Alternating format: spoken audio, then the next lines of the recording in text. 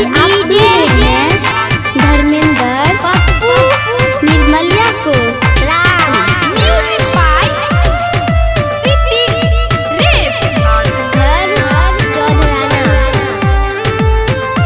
आजकल याद कुछ और आता नहीं, आजकल याद कुछ और आता नहीं, बस एक आपकी याद आने के बाद आजकल याद कुछ,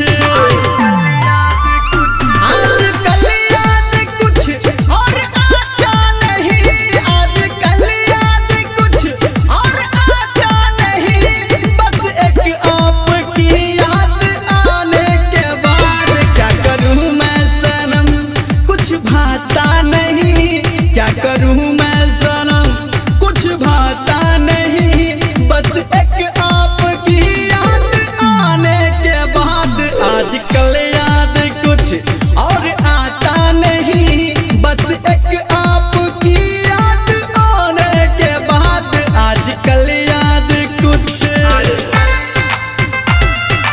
हेलो के बजै छी? डीजे पप्पू राम। की हाल चाल है?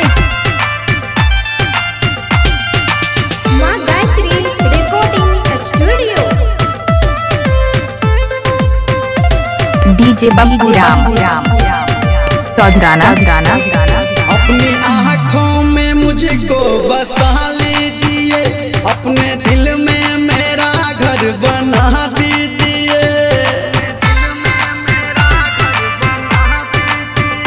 अपनी आँखों में मुझको बसा लीजिए, अपने दिल में मेरा घर बना दीजिए, क्या करूँ मन मेरा अब लगता नहीं, क्या करूँ मन मेरा अब लगता नहीं, बस एक आपकी याद आने के बाद आजकल याद कुछ और आता नहीं, बस एक आपकी याद आने के बाद आजकल याद कुछ।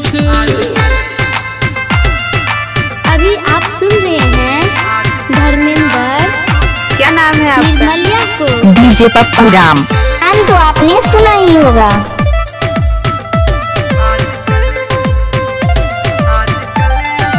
कहाँ घर है? चौधराना। आपका नाम दिल से निकलता नहीं, दिल लगी पर कोई जोर चलता नहीं, हाँ आपका नाम दिल से निकलता नहीं, दिल लगी पर कोई जोर चलता नहीं, भूल जाऊं तुझे ऐसा होता नहीं, भूल जाऊं तुझे ऐसा होता नहीं, बस एक आपकी याद आने के बाद आजकल